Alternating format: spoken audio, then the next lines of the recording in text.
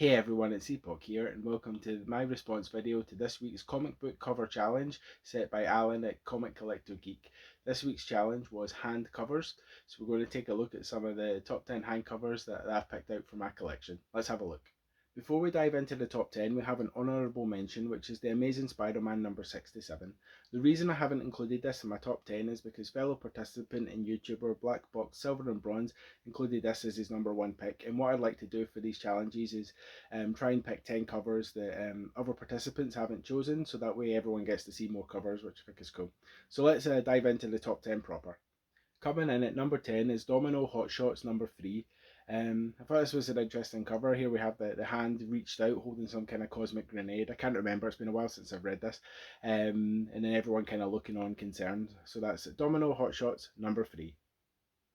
My number 9 pick is Spider-Woman Volume 2 number 1, which is the first limited series for the Julia Carpenter version of Spider-Woman, who first appeared in Secret Wars.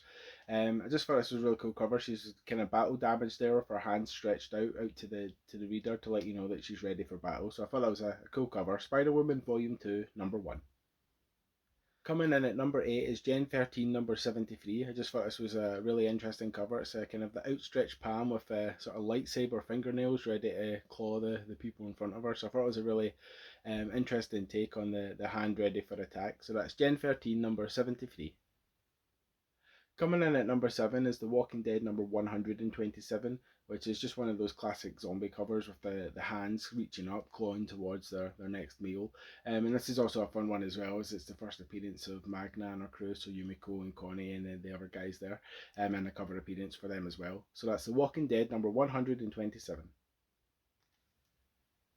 In number 6, I've chosen Star Trek number 39, which is Harry Mudd on the cover with his outstretched hand and Captain Kirk on the tip of his finger as he's kind of toying with him as he does throughout the episodes he's in the show.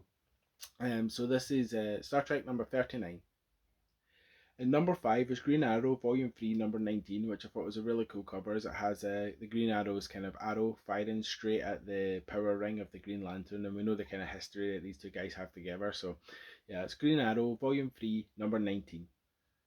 In number 4 we have the Huntress number 3, which depicts all these hands pulling the Huntress in different directions as she kind of battles mentally with the different struggles in her life. So I thought this was a really interesting cover with multiple hands. So that's the Huntress number 3.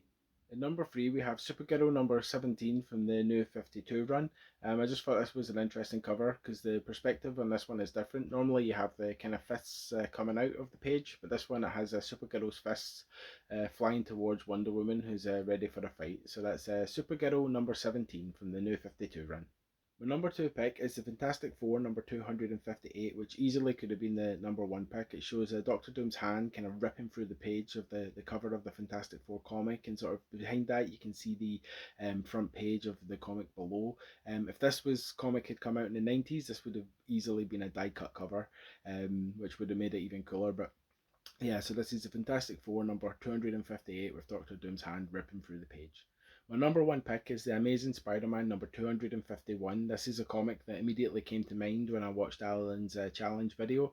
It's such an iconic cover, the Spider-Man's hand reaching out of the river, clutching the Hobgoblin's mask. This is a special comic to me as well. This was the first back issue I ever bought in like 98, 99 when I was like 12, 13. And I saw it in the back wall in the comic shop and bought it, and I've loved it ever since. And Hobgoblin is easily one of my favourite villains. So Amazing Spider-Man number 251, Spider-Man's hand reaching out of the river, clutching Hobgoblin's mask. So that was my entry into this week's comic book cover challenge set by Alan at Comic Collector Geek. This week's theme was hand covers, so if you'd like to take part, then please film a video of some of the comics in your collection that are under that theme and use the hashtag handcovers so everyone in the community can take a look. If you'd like to check out some of my previous entries into previous week's challenge, then please check out the videos at the side. Thanks for watching, and I'll see you on the next video.